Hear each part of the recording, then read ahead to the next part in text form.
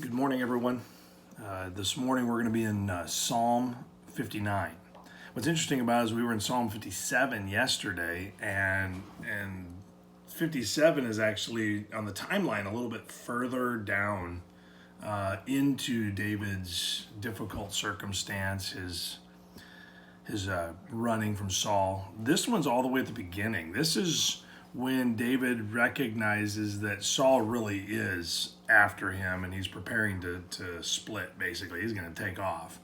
And his wife helps him hide because the people were outside guarding. And maybe he wrote this down as he was fleeing secretly away from Saul. But what's interesting about all this is as he writes this, he recognizes that this may not be a short-term situation, that it may actually have some length to it. If you get a chance, read through Psalm 59. Because it gives us an understanding that definitely David wants to be delivered. In fact, verse number 1 says, "Deliver me from mine enemies. Oh my God, defend me from them that rise up against me. Deliver me from the workers of iniquity and save me from bloody men." He's not he's not naming anyone off. He's not putting a psalm together so he can name names and make sure that historically everybody is aware of what's going on. He really just wants the Lord to deliver him, but then he goes on and he details very specific ideas about how the Lord could bring glory to himself by displaying his greatness, God's greatness. See, I think a lot of times we ask the Lord to get us through and so we can show people how strong you are. David doesn't say, "Deliver me so I can show people how strong you are." He says, "Deliver people in your strength in a way that brings you, God, the most glory." And see, I think that's something that we need to sharpen up on as a people. A lot of times we're looking for a God get even with them because they're not doing it the way I think they should. They're not doing it the way I think your word says they should. So let's get even with them. Let's have victory in a way that just really puts them in their place. Instead, David says, let's have a victory that puts you in your place, that displays the greatness of who you are. And see, that's the beauty of Psalm 59, because David understood that it wasn't about David. Deliverance, if there was going to be any, was about God.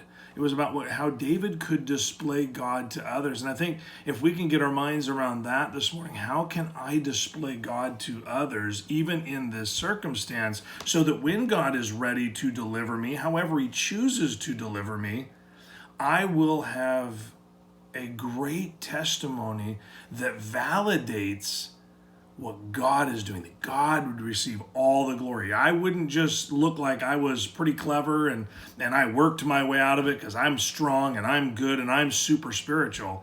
No, none of that.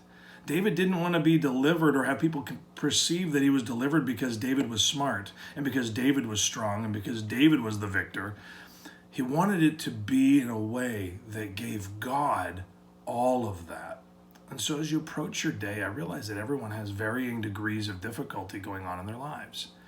Have today be a day where we honor and glorify God by allowing him to receive the glory instead of us. Too much time on my glory means people don't see God. A lot of time on his glory means that the only thing they can see is God. And so let's live in such a way that God's glory is seen in the victory. Let's ask God to deliver us in a way that brings him the greatest honor. And that might not mean a whole lot to our honor, at least not at first. So we got to trust the Lord in every level of life. And so I think that's what we see in Job. I mean, initially Job is tracking well. In fact, I might talk on that tomorrow. But I just want you to understand that everyone goes through tough times. But it's what we're trying to get from the tough times that will determine how well God can use it. And so let God's glory be seen in you today, no matter what. If it's his deliverance, then great. Let his glory be seen in the deliverance. If it's in something else, let his glory be seen in something else. I just want you to know, church family, that I love you and I miss you, and I hope that you have a tremendous day. I look forward to seeing you real soon.